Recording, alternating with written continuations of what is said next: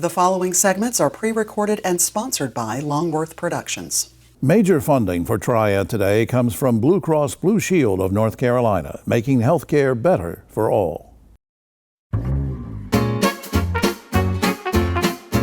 Walk of Fame on Triad Today.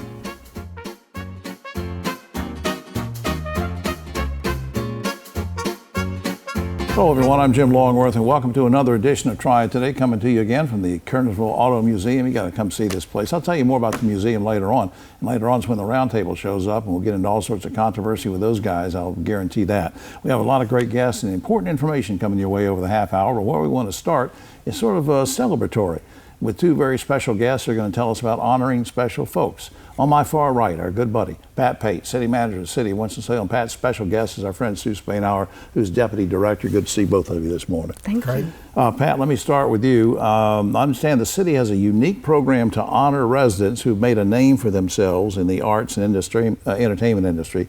What is that called, and how did it come about? Yeah, so we have the City Walk of Fame, and it started back in when the Royals were honored to be placed in the Rock and Roll Hall of Fame. And a lot of people didn't know who they were, but again, we're a city of arts and innovation. You've got lots of great art.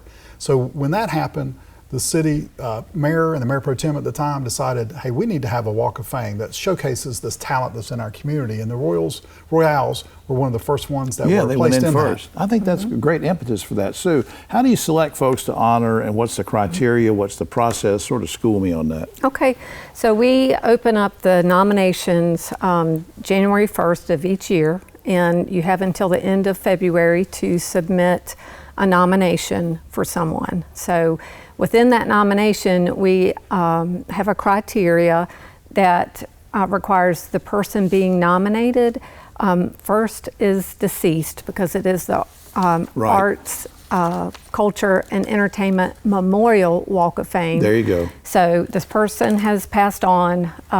They were a resident of Winston-Salem for at least 5 years. Okay. They were in their art field for at least 5 years. Sure. And they also were contributing to the Winston-Salem community outside of that field. So they were doing, volunteer work or contributing in some way to Winston-Salem. Right, and since you mentioned about the timeline on that, so we're still airing actually in February, so I guess there's time for people to do a nomination. We'll get some information on that in just a second. Sue, give me an example of somebody, Pat mentioned the Royals, maybe give me another example of somebody who's already been honored. Okay, we have honored Dr. Maya Angelou. We have honored Larry Leon Hamlin and his wife Sylvia Sprinkle Hamlin. Right. That really did a lot with the festival. International Black Theater Festival, absolutely. Stuart Scott, who was on ESPN. I actually went to high school with him. Really? Yes, and unfortunately he got sick and passed on, but he was honored as well. And we've got, I think, 36 other, a total of 36 people that have And these are medallions that will go into the walk.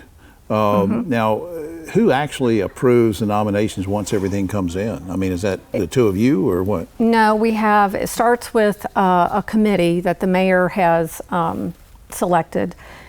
They review all of the nominations each year, and then they present a slate to City Council. City Council eventually, ultimately approves that list and those people, and then we move forward with getting these beautiful big bronze medallions that do get inlaid in the sidewalk outside of the Benton Convention Center. Pat, overall, what does this mean for the community and to the community? It's just a great recognition of those individuals, that some of which haven't gotten a lot of other recognition in the community. And again, it speaks to the arts and innovation. This is just one part of what our marketing and communications department does in terms of helping people understand the vibrancy of our community and how great we have other people from the community. Absolutely. Up on screen, here's a way you can learn more. Let me give a couple of things. cityofws.org/walk of fame is the direct website, but also the general website is cityofws.org, and I hope you will check those out. The first one for specifics on the Walk of Fame in case you want to do a nomination here. There's still time left on that. And the other website, of course, the general one that gives you lots of portals for learning more about city services. To Pat, you and Sue, thanks for all you're doing behind the scenes to honor a lot of folks and every day. Thank you so much. Thank you. We'll be right back after this. I am so Why frustrated. can no one help me? Waiting This is is a the nightmare. worst. I think it's healthcare is broken. At Blue Cross and Blue Shield of North Carolina, we get it. Really? Really. That's why we're making healthcare better for all. Starting with you. Yes, you, Daryl. We're making plans easier to navigate by putting your benefits, prescriptions, and details all in one place. Convinced? No. But it's a start. We'll take it. Blue Cross North Carolina. Making healthcare better for all. Starting with you. The world's brightest are Fulbrights, Goldwaters, McNairs, and Spartans.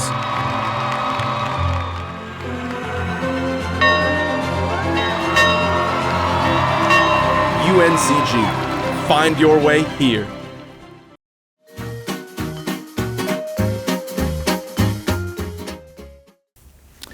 Back now on Triad Today, and so glad to welcome back this very special guest. And Dr. Ken Engel is president of Alamance Community College. Good to see you again, pal. Good to see you. I still consider you sort of in a new position. You've been there for a while, but still sort of new to a lot of people in the surrounding communities. What are some new initiatives since you've taken over? New initiatives at the college that maybe you're the most excited about? I tell you, we have a lot of exciting things happening at the college. It's a great place to be every day, and a lot of new things happening. So we have launched our public safety training center. It's up and fully running now, serving our law enforcement and firefighters and other public service community members. That's a real popular course. Very popular site. So that's fully up and operational as of a couple of months ago. We also have our new artificial intelligence and data analytics program and vet med program. So it's just constantly working to make sure that our community is connected to our workforce and ready for those jobs. Well, now, since you mentioned workforce, I'm going to piggyback on that. Absolutely. Because we're seeing more and more, not just with you, but with a lot of colleges and universities, more and more of a focus on workforce development across the state. How is your college, how is Alamance Community College partnering with local industries to make sure that your students are leaving ACC and ready to help these industries? Absolutely. Partnering with our workforce partners is a critical part of what we do. And we do that by meeting with them regularly, having them on our advisory boards, talking to them about what their needs are, what kind of employees they need, what skills they need to have, and certainly working to make sure that we're connecting our students to those skills and helping train them, whether it be upskilling from a previous job or whether it be that they're a new high school graduate like my son recently that's going to college for the first time, that they're getting those skills that will not make them only successful today, but as work continues to evolve into the future. Absolutely. Adult learners and parents and are coming back into the college fold more and more, which is good. So let me ask you, what is Alamance Community College? What are you doing maybe to support working adults and parents more than maybe used to be done? Absolutely. So we have a number of programs. We have a new advising approach that's really targeted towards helping, whether it be adult learners or other students as well, go through the academic process and make sure they're tied to the program that fits best for them. That's really helpful for adult learners who have a number of things going on, families, work, jobs, other things like that. Another thing that we're doing is recognizing that a lot of our adult students have children who are in high schools and who are taking, in a lot of cases, CCP, dual enrollment classes with us. Okay. Sorry for the term of art in our world, that's all right. Dual enrollment classes at the college. And so we've actually started a new scholarship program that if a individual has a child that is taking a class with us, they can take a class for free as well. How about that? And it's a way to encourage parents that we know will sacrifice anything for their children to get opportunity as well. That's just great. And let me circle back to, you mentioned AI and some things. Is this one of the ways that you're helping to make sure that you're teaching relevant technology or technology that's relevant to industry and the world around us? Or? Absolutely, absolutely. We certainly utilize AI to make sure that our processes and programs are aligned. Of course, also talking directly to our local partners and employers, our local Chamber of Commerce, who is a tremendous partner for us as well. But then we also see, how can AI help us make the student experience better? How can we customize the engagement that we have with our students so that it's really tailored to what their needs are? And AI is a great tool to help us do that. You know, I can see in your face you're still having fun doing this. This is great that you're making a difference in so many lives and getting the communities involved, which we hope they'll do more of, and everybody's supporting what the college mission is. I want to put something up on screen before I forget. I didn't mean to ramble on there. Alamancecc.edu is how you go there. Alamancecc.edu has lots of portals you can go through, and what is challenging to you in a good way right now?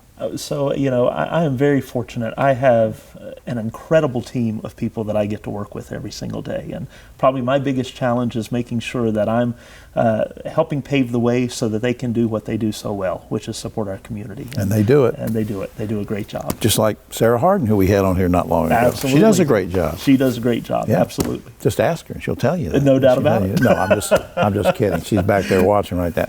Dr. Ken Engel. Great to see you. Thank you, my friend. Absolutely. Thank you. We'll be right back after this.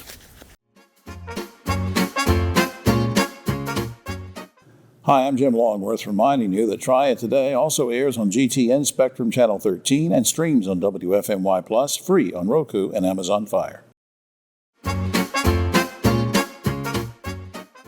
Back now on Triad Today, and why don't we spend a few minutes talking about healthy eating and good food and nutrition, and who better to bring in here than a first-time visitor to the show. Caroline DeGrande is here with us. She's a farm-to-table coordinator for Growing High Point. Good to see you. Yeah, good to see you too. First, let me ask you, because I was ignorant about this, Growing High Point, what is it? What's the mission? Yeah, so we are a nonprofit in High Point, and our mission is to help uplift neighborhoods in High Point through community engagement, empowerment, and entrepreneurship.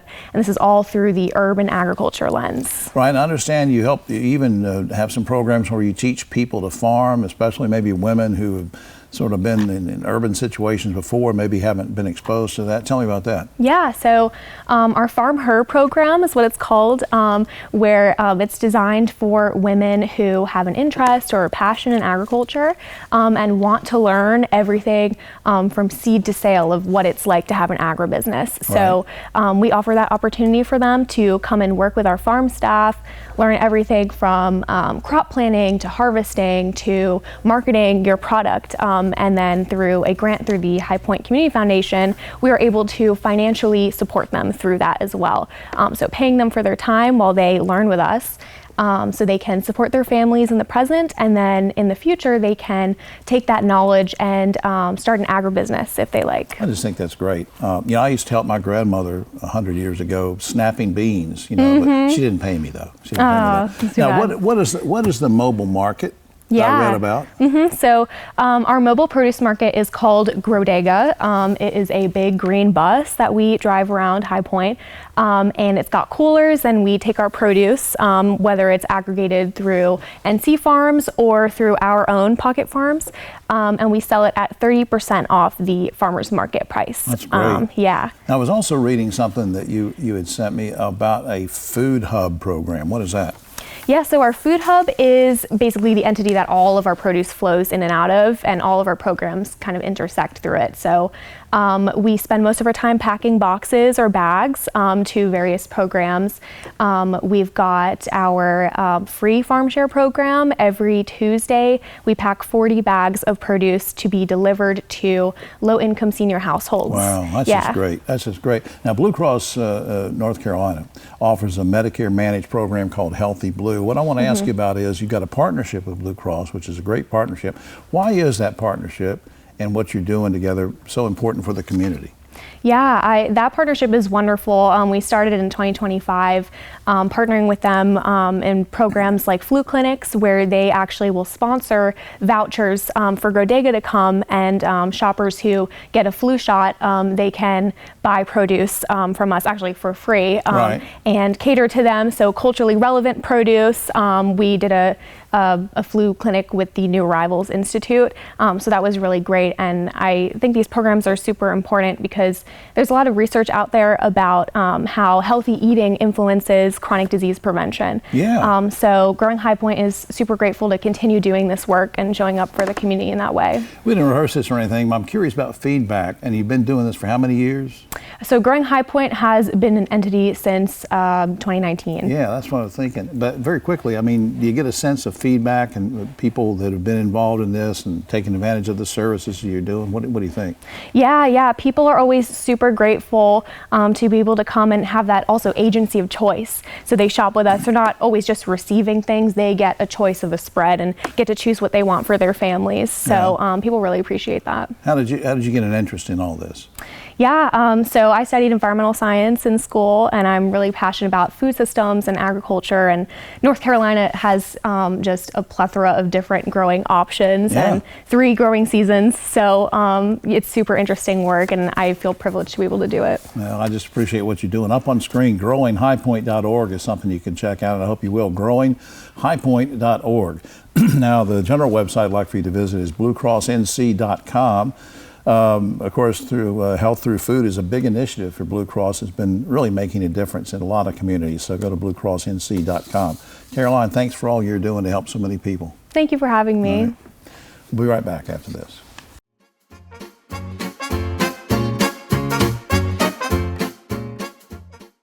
I got free meals. What do you mean? No, seriously, how much did you pay us? I didn't pay anything. I learned how to cook all of these fresh foods that were delivered to my house. Everything in that grocery bag that's fresh, I had a recipe for, and I know how to cook. It encouraged us to eat better, to shop better, make better decisions.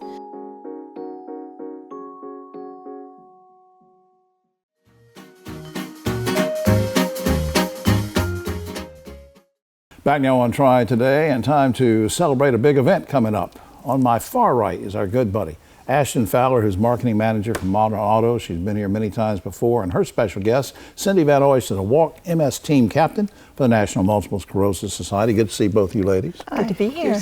Ashton, let me start with you. How and why has Modern Auto supported the MS Society, including the upcoming Walk MS? Tell me about that. Yeah, so my great Aunt Bonnie was diagnosed with MS many years ago and has been living with the disease since. And so that was really the catalyst for us to get involved with the MS Society.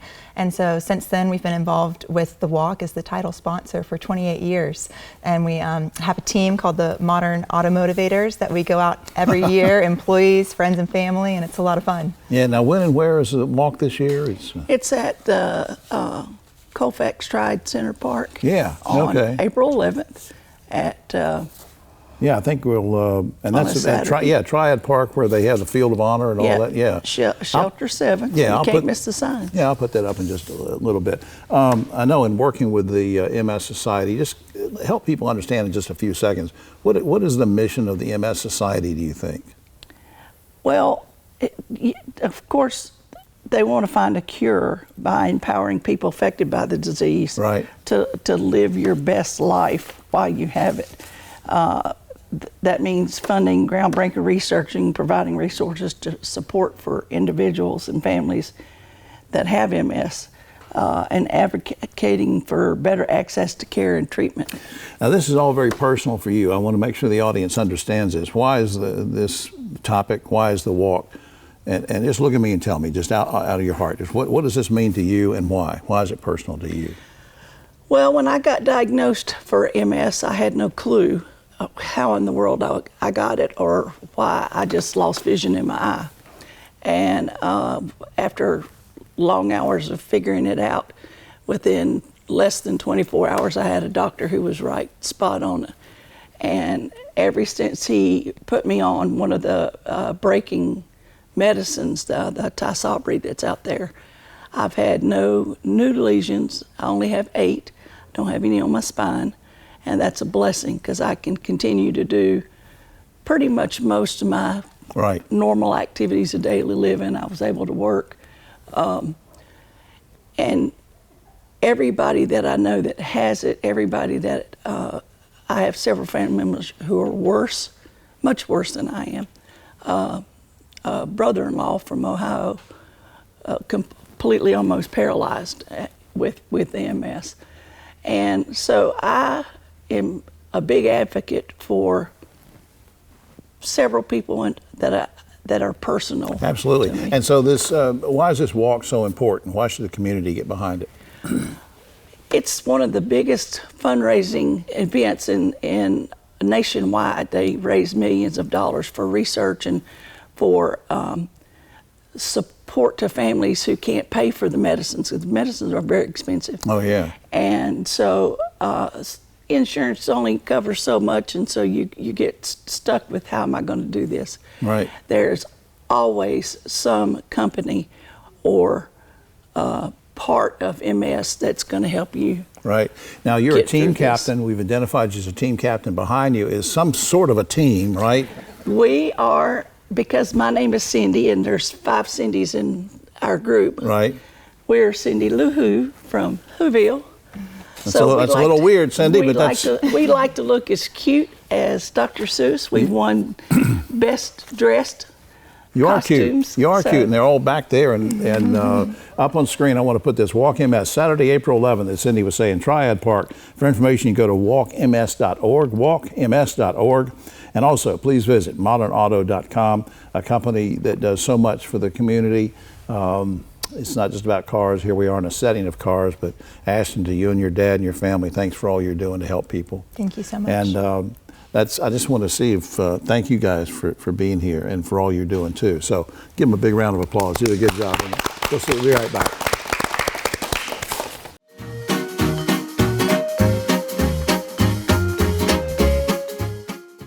At Sutton Brothers, we're confident we can help you solve your heating, cooling, plumbing, and electrical needs. So confident that we'll fix it or it's free. Our highly trained technicians will diagnose your problem and fix it with either a repair or replacement. And if we can't fix it, you won't pay the trip fee. So the next time you have a problem, call us. We'll make sure you're completely satisfied. Guaranteed. Call Sutton Brothers today and be confident things will be done right. Schedule online at suttonbros.com. Major funding for Triad Today comes from Blue Cross Blue Shield of North Carolina, making health care better for all.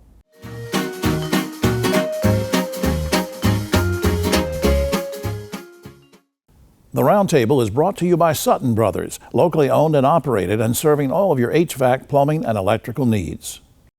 Back now on Triad Today, just about time for the Roundtable, but a quick shout out to the good folks here at Kernersville Auto Museum. You got to come out here. It's free to see all these great cars on Friday, Saturday, and Sundays. Please do that. Every kind of car you can imagine, all models. Speaking of which, there are 3 guys here that at one point in their lives have been models. All right, on my right, but always a political left, Ogie Overman in the middle, and filling in for Keith Griff Schuler from Daggett Schuler, and Mr. Theater Dave Briggs. All right, guys, Triad area schools have been declaring a lot of snow days during our most recent back-to-back storms, and that kind of rekindles debate about remote learning. State law limits the number of snow days any one school year you can have. So my question is this: since COVID proved to us that students can attend class from home, should we do away with the concept of snow days altogether? Ogie.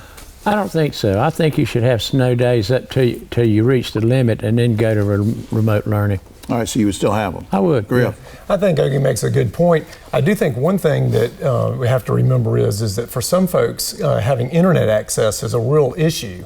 So you kind of have to factor that in there. So I think, remote learning is great, but also, you got to have the internet access for Plus, folks. internet could be down. Yeah. In snow days. Well, that's right. Yeah. And I think you keep the snow days, requires teachers to double plan to do the remote. Oh, okay. Yeah, I didn't think about that. Following last year's $46 million mess, which resulted in the loss of over 300 jobs, it's been suggested that the Winston-Salem Forsyth School Board appoint a citizens committee to monitor the district's finances.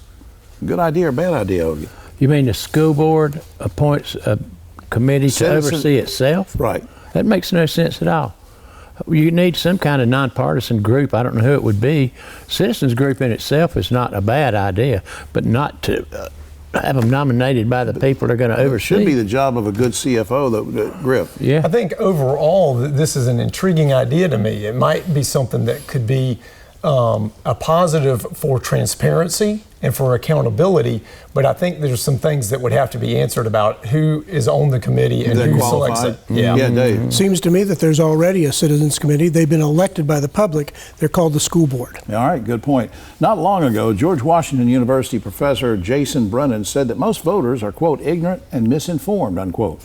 His solution is for people to be required to take and pass a civics test in order to vote. Good idea or bad idea, Ogie? What a horrible idea. I mean, Trump wants us to head to Jim Crow. Now, that's just another step in the wrong direction. That's pitiful. All right, but people are uninformed, a lot of people.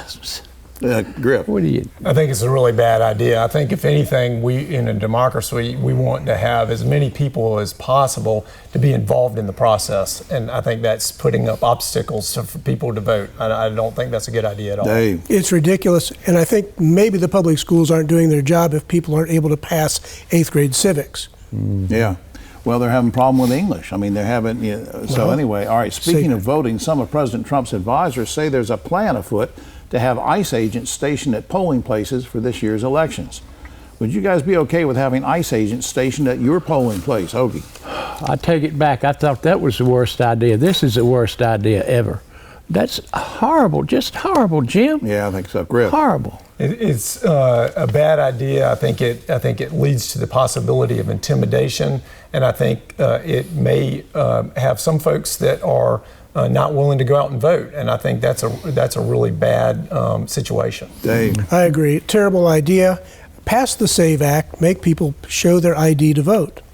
The misuse of AI on the internet is becoming more frightening every day. Very quickly, guys, would you like to see Congress pass a law that would require anyone who does content on the internet, on social media, to put up a disclaimer if they're portraying fake images or fake information? Quickly, Ogie. Absolutely. That's a great idea. It needs to happen. I see so much crap on Facebook. It's pitiful. By penalty of law if they didn't. Really. It's probably needed. Yeah. Dave? Yeah, I'd love to see it happen, but that genie's already out of the bottle. Yeah, they'd have to really come out with some enforcement on that. Finally, guys, according to Vice.com, an increasing number of companies, I don't know why they came up with this study, believe that employees work harder if they are barefoot on the job. Guys, have you ever gone barefoot on the job, Ogie? No. What kind of crap? I'm a shoe guy anyway. I don't like to go barefoot. Yeah. Come on. Yeah, people can't really see your shoes from here, Well, but you no. always have really nice shoes on there. I mean, we could be barefoot and nobody would know behind there, but I mean, seriously, they're saying that psychologically or something, people work better that way. What do you think, Griff? I personally have never done that, but maybe the only thing I can think of is that maybe that makes people more relaxed, more feeling like that they're at home type mentality. And so, maybe that for some folks that's a nice energy. That is interesting, and we may need to think about that at our law firm. Maybe a day, maybe a barefoot day or something. How about that? Let's clear. Dave, what do you think? Well, we did it for 2 years when everybody was stuck at home with COVID. Now I do like to take my shoes off when I play music, but putting my shoes on is a little bit like putting on my uniform when going to work. Okay, I agree. All right, well, that's all the time we have, except for this. A little town in Oregon was cash-strapped, but they needed a snowplow desperately, so some of the local women agreed to pose nude for a calendar to help raise funds. Up there, I guess that's what they call northern exposure. All right. See, they would have any clothes on. What town was that? I don't know what town it was. You can't go up there. For all of us here, Triad Today, I'm Jim Longworth. We'll see you next week.